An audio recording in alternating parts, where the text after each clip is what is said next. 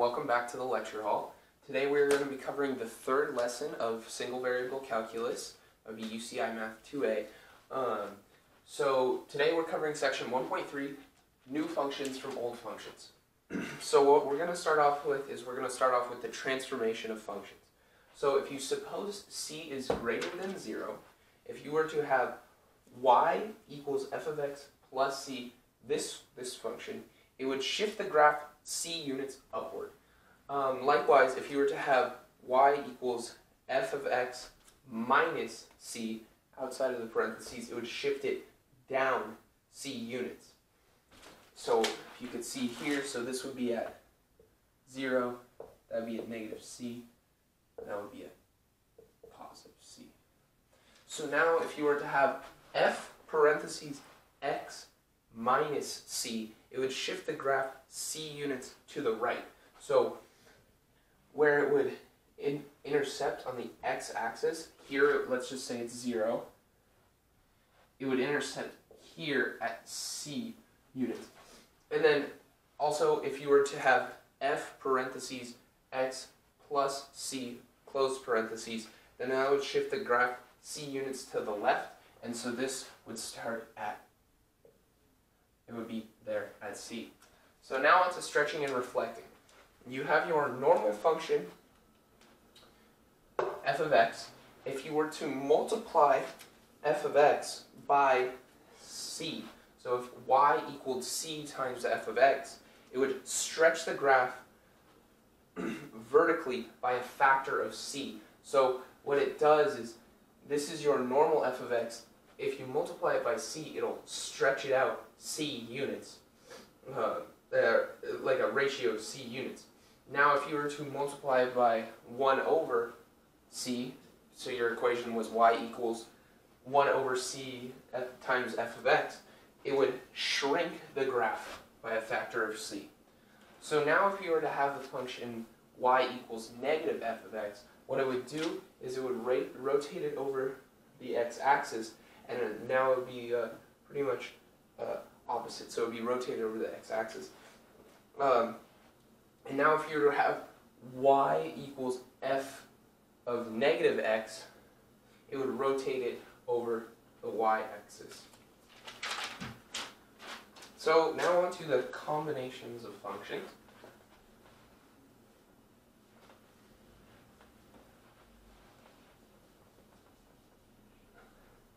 So two functions can be combined to form new functions through addition, subtraction, multiplication, and division. So what that looks like, say you have two functions, f of x and g of x. They can be added together,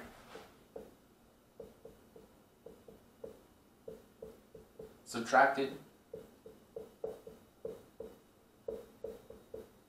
multiplied,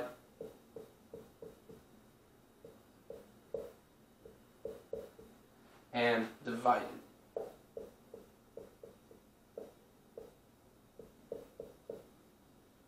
Right?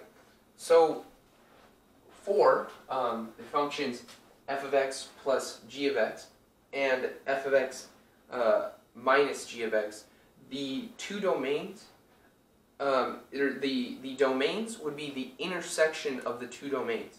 So you can kind of look at it like a Venn diagram. So you have your domain of d of f of x, and then you have your d of g of x. The domain would be the domain of the two. If you were to, say, add them or subtract them, it would be this part here. It's called the intersection, and that notation looks like,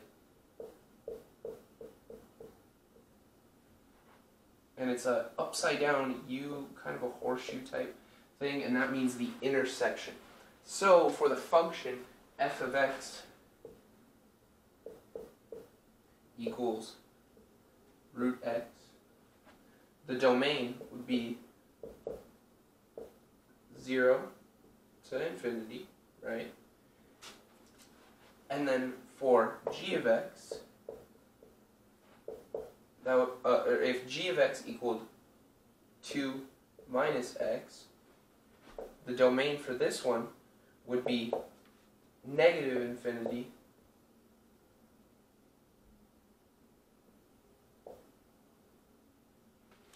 and 2.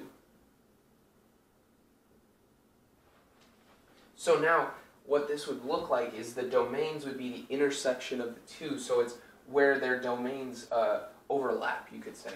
So for f of x and f of x and g of x,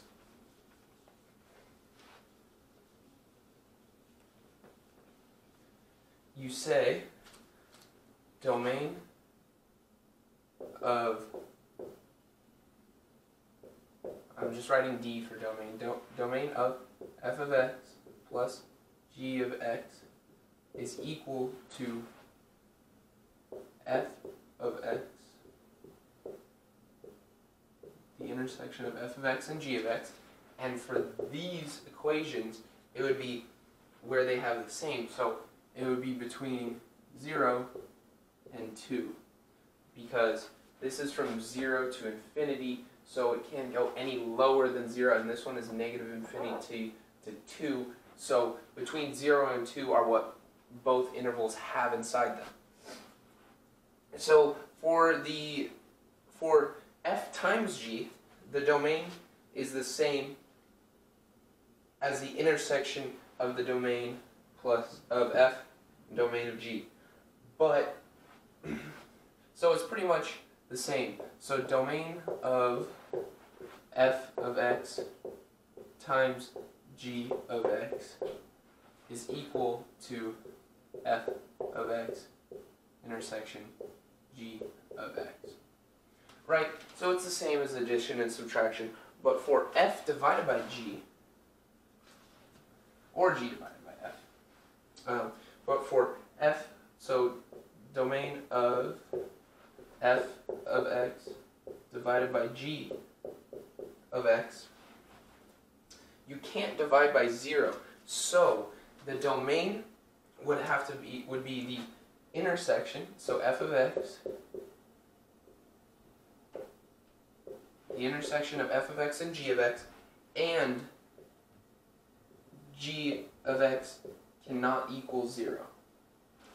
So that would be the domain for these sorts of functions.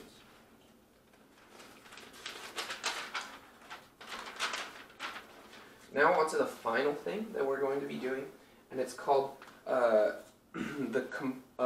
composite function. So it's pretty much where you combine two functions.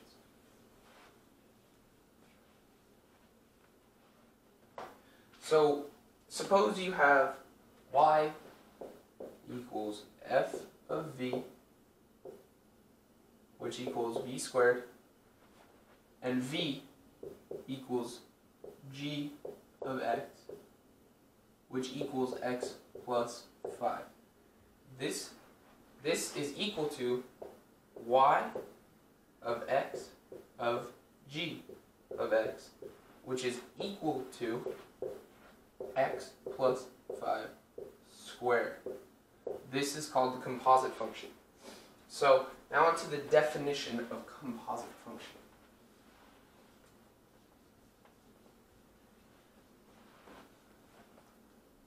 So given two functions,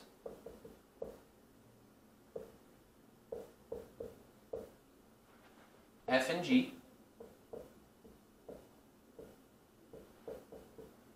the composite function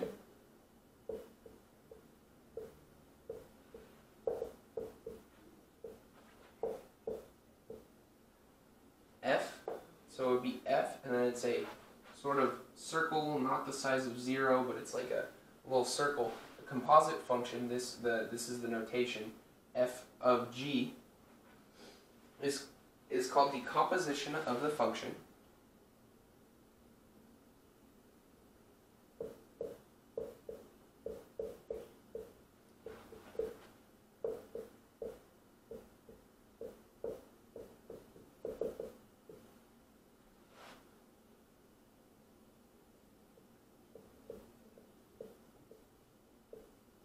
and is defined by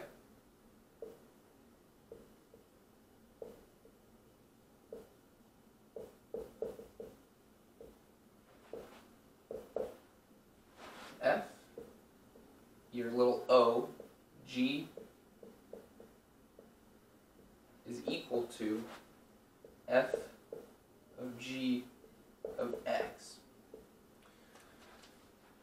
So if you remember back to the first lesson where we talked about the definition of a function and how I drew it as a machine, you can see it again with a composition function. So you have your x input,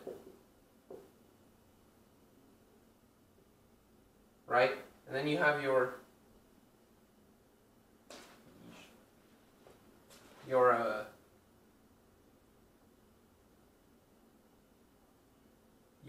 g machine, right?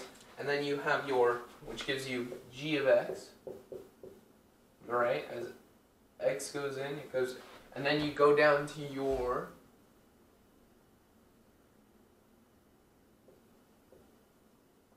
and then you go into this is your f, right? That's your g.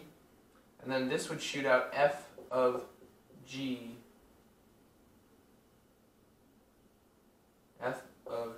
of x, right? So you can kind of look at it as one big machine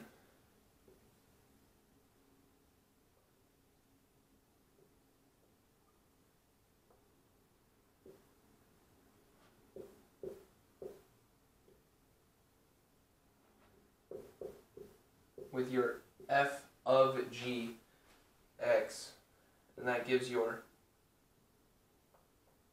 output,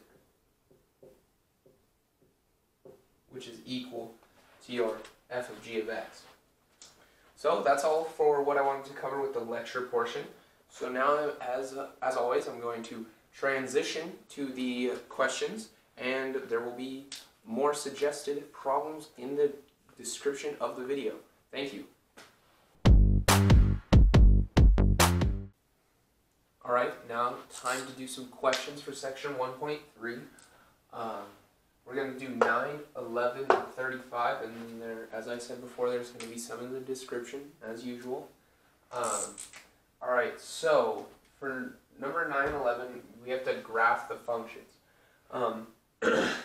So we kind of just have to look at what the function, so the full context of the question is graph the functions not based off points, but based off the original function and what sort of a shift is happening to it.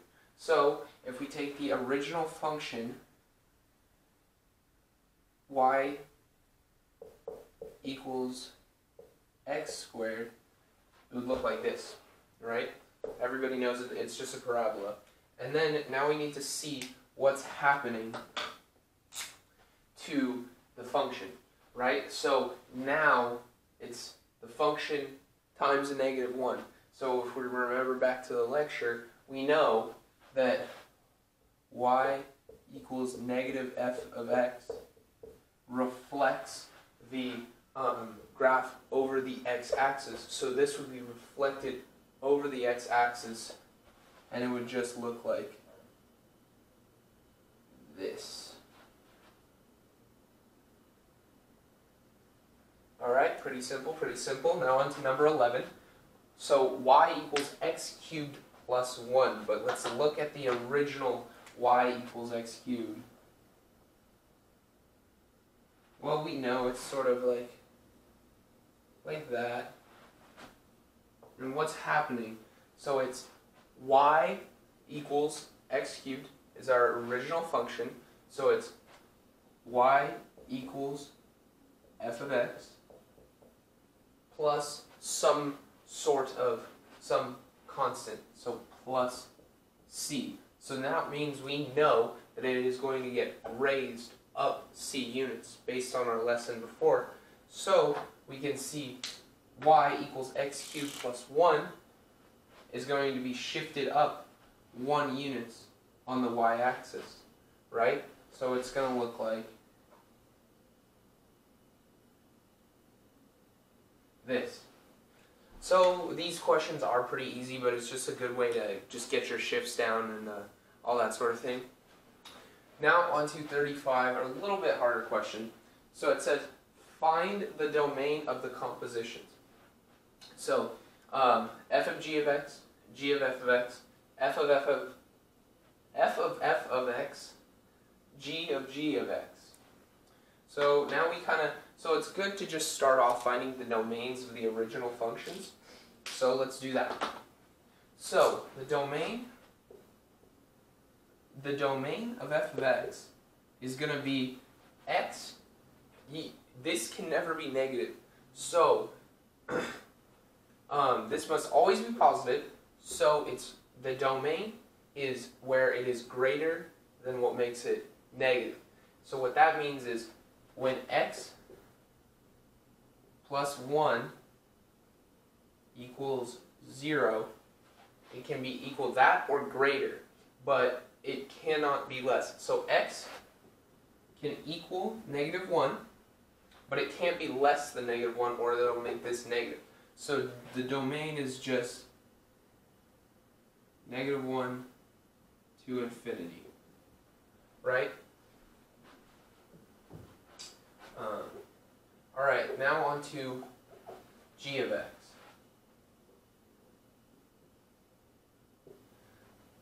G of x, well, it's just a linear function, and the domain of all linear functions is going to be from negative infinity to positive infinity. So we know for g of x, the domain is going to be equal to negative infinity to positive infinity. Right? So that's not too hard. Now on to the first composition. What does f of g of x look like? It looks like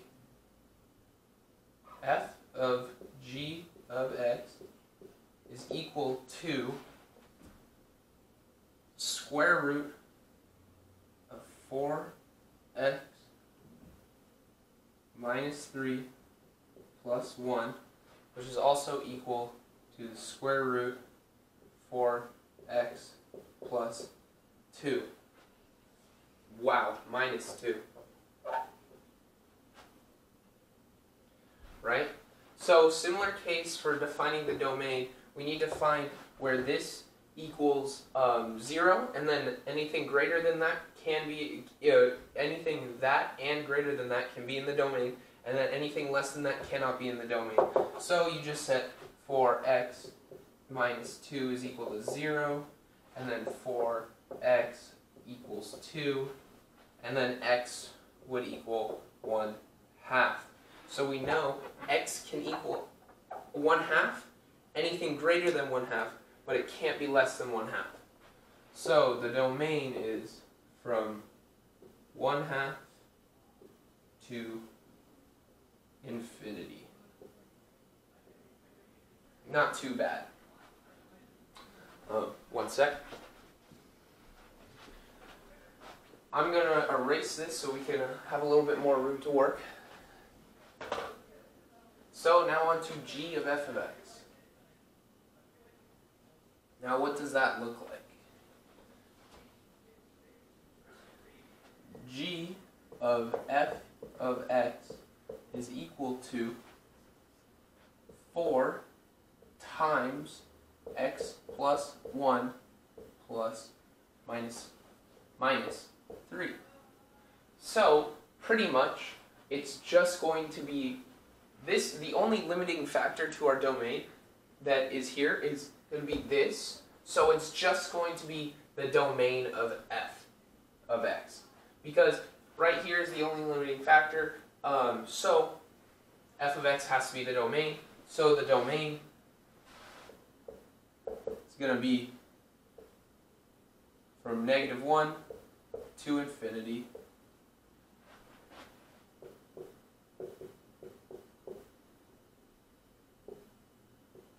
Now on to f of x. What does that look like? f of x is equal to square root x plus 1 plus 1, right? So pretty much this always has to be 0 or positive, and then this always has to be 0 or positive. So we know that the first limiting factor is going to be this, which is f of x, and we know the domain has to be between -1 and infinity, right? And then since that's our initial limiting factor, well, anything that comes from -1 to infinity will give an output. It will give an output, or the range, of 0 to infinity, which will be true, which will make it possible for this to be a real number. So the domain for this is also just going to be -1 to infinity, right? Now I'm going to erase this.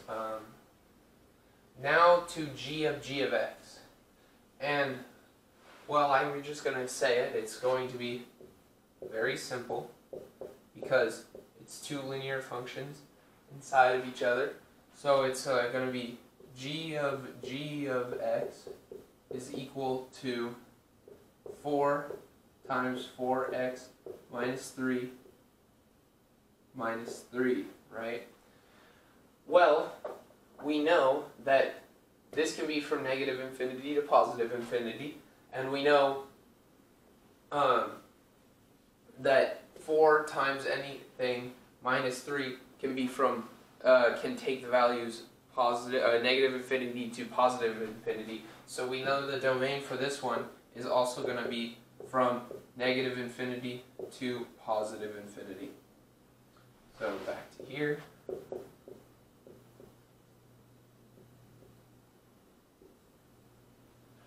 Alright, so those are the questions. Thank you so much for watching.